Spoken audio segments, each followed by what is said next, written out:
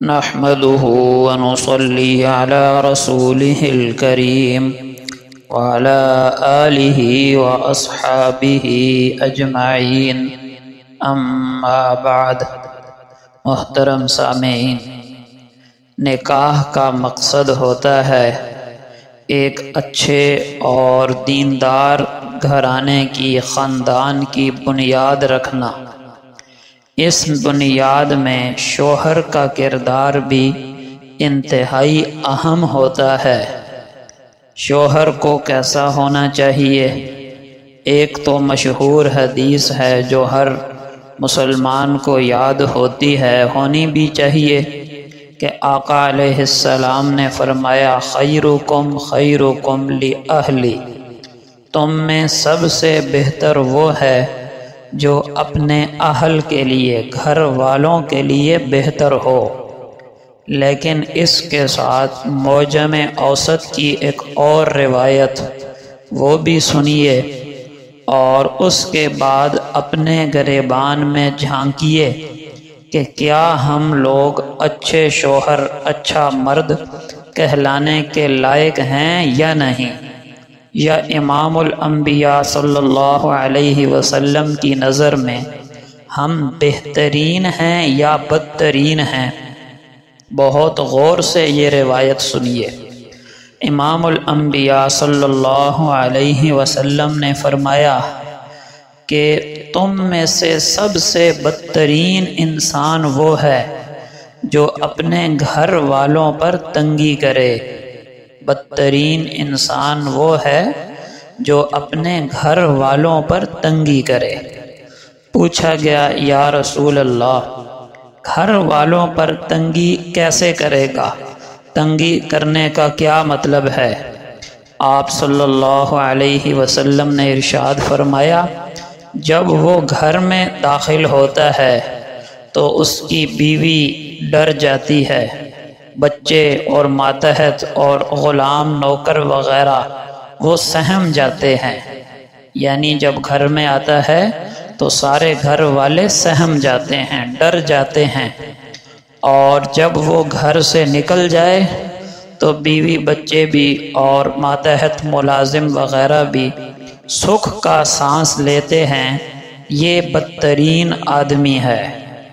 معاشرے میں کچھ ایسے لوگ بھی پائے جاتے ہیں جو گھر میں دجال اور معذرت کے ساتھ فرعون بن کر داخل ہوتے ہیں۔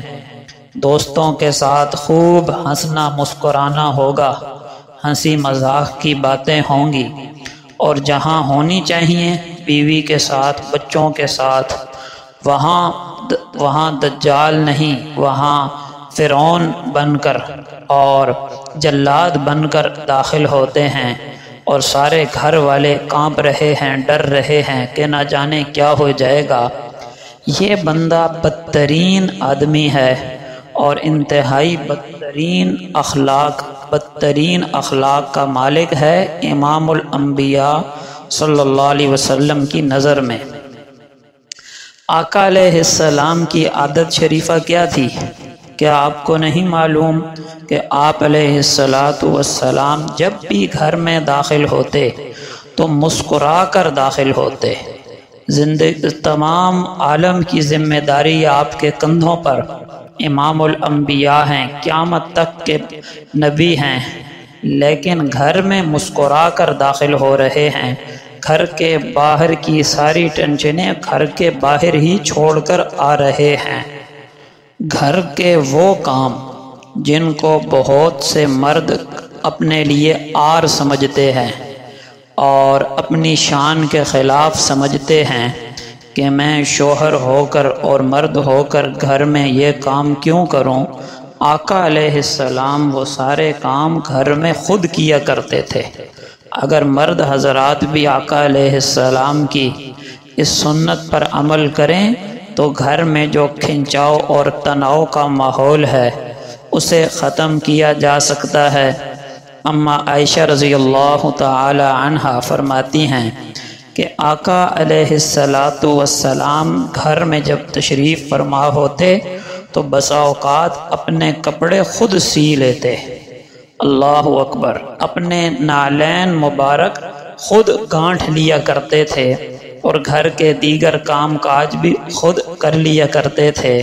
اگر ہم بھی اس کا ماحول اور عادت بنائیں تو ہمارے گھروں میں بھی ٹینشن کا، تناؤ کا ماحول ختم کیا جا سکتا ہے۔ دنیا کا فائدہ اور آخرت کا بھی فائدہ۔ اس طرح کے آقا علیہ السلام کی جب ہم سنت پر عمل کریں گے تو ایک سنت دنیا جہان سے زیادہ قیمتی ہے۔ دنیا بھی بن گئی، آخرت بھی بن گئی، ہمیں اور کیا چاہیے؟